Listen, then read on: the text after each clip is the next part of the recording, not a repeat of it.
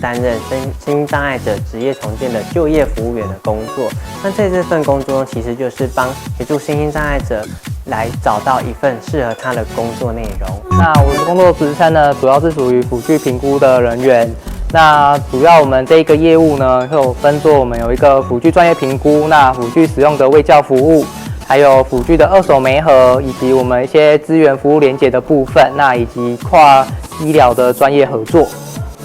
我目前是全职于那个社区的职能治疗师，那主要的工作内容就是到社区关怀据点带领长辈做一些预防及减缓失能的活动，或者是到居家去执行一些赋能的服务，还有辅具相关的评估训练，还有无障碍的环境规划。在右昌联合医院儿童复健中心担任儿童职能治疗师一职。那工作内容的话，我们主要是提供职能治疗专业，在发展迟缓儿童的介入，而且我们也很强调以家庭为中心，跟家长共同协助孩子。